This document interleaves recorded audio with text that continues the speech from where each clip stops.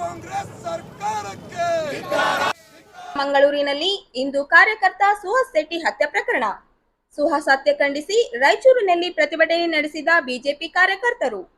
ನಗರದ ಅಂಬೇಡ್ಕರ್ ವೃತ್ತದಲ್ಲಿ ಪ್ರತಿಭಟನೆ ನಡೆಸಿ ಸರ್ಕಾರದ ವಿರುದ್ಧ ಆಕ್ರೋಶ. ನೀತಿಗೆಟ್ಟ ಸಿಎಂ ಹಾಗೂ ಗೃಹ ಸಚಿವರು ಜಿಹಾದಿ ಮನಸ್ಥಿತಿ ಹೊಂದಿದ್ದಾರೆ.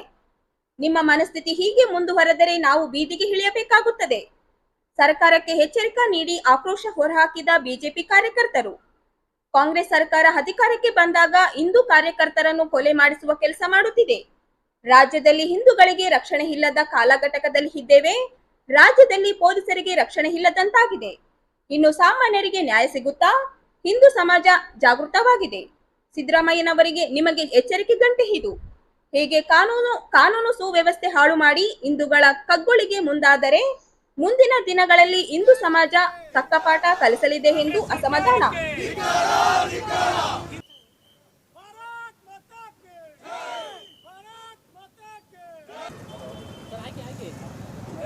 ಹಿಂದೂ ವಿರೋಧಿ ಕಾಂಗ್ರೆಸ್ ಸರ್ಕಾರಕ್ಕೆ ಹಿಂದೂ ವಿರೋಧಿ ಕಾಂಗ್ರೆಸ್ ಸರ್ಕಾರಕ್ಕೆ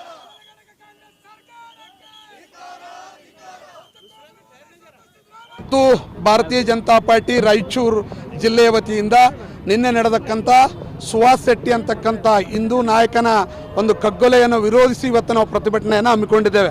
ಬಂಧುಗಳೇ, ತಮಗೆ ಗೊತ್ತಿರಲಿ, ಕಾಂಗ್ರೆಸ್ ಸರ್ಕಾರ ಯಾವಾಗ ಈ ರಾಜ್ಯದಲ್ಲಿ ಅಧಿಕಾರಕ್ಕೆ ಬರುತ್ತೆ ಆವಾಗ ಹಿಂದೂ ನಾಯಕರನ್ನು ಅವ್ರನ್ನ ಟಾರ್ಗೆಟ್ ಮಾಡಿ ಅವ್ರನ್ನ ಕೊಲೆ ಮಾಡಿಸುವಂಥ ಕಾರ್ಯವನ್ನು ಈ ಕಾಂಗ್ರೆಸ್ ನೇತೃತ್ವದ ಸಿದ್ದರಾಮಯ್ಯ ನೇತೃತ್ವದ ಕಾಂಗ್ರೆಸ್ ಸರ್ಕಾರ ಪ್ರತಿ ಸಲ ಅಧಿಕಾರಕ್ಕೆ ಬಂದಾಗೆಲ್ಲ ಮಾಡ್ತಾ ಬಂದಿದೆ. ಇವತ್ತು ಕೂಡ ಅದೇ ಕೆಲಸವನ್ನು ಅವರು ಮುಂದುವರಿಸಿದ್ದಾರೆ. ಇವತ್ತು ಈ ರಾಜ್ಯದಲ್ಲಿ ಹಿಂದೂಗಳಿಗೆ ರಕ್ಷಣೆ ಇಲ್ಲದಂಥ ಕಾಲಘಟ್ಟದಲ್ಲಿ ಇದ್ದೀವಿ.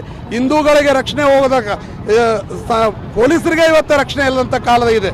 ಇವತ್ತು ಮೊನ್ನೆ ನಡೆದಕ್ಕಂಥ ಒಂದು ಕಾರ್ಯಕ್ರಮದಲ್ಲಿ, ಬೆಳಗಾವಿಯಲ್ಲಿ ನಡೆದಕ್ಕಂಥ ಕಾರ್ಯಕ್ರಮದಲ್ಲಿ ಯಾರೋ ಘೋಷಣೆ ಕೂಗಿದ್ರು ಅಂತೇಳಿ ಇವತ್ತು ಅಲ್ಲಿರ್ತಕ್ಕಂಥ SP ಅವ್ರ ಮೇಲೇ ಕೈ ಮಾಡುವಂಥ ಒಂದು ಸಣ್ಣತನಕ್ಕೆ ಇವತ್ತು ಇಂದಿನ ಮುಖ್ಯಮಂತ್ರಿಗಳು ಹೇಳಿದಾಗ ಇನ್ನು ಬೇರೆಯವರಿಗೆ ರಕ್ಷಣೆ ಈ ರಾಜ್ಯದಲ್ಲಿ ಸಿಗಲಿಕ್ಕೆ ಸಾಧ್ಯ ಇದೆನಾ? ಹಾಗಾಗಿ ಹಿಂದೂ ಸಮಾಜ ಜಾಗೃತವಾಗಿದೆ. ಇವತ್ತು ಸಿದ್ದರಾಮಯ್ಯನವರೇ, ನಿಮಗೆ ಎಚ್ಚರಿಕೆ ಗಂಟೆ.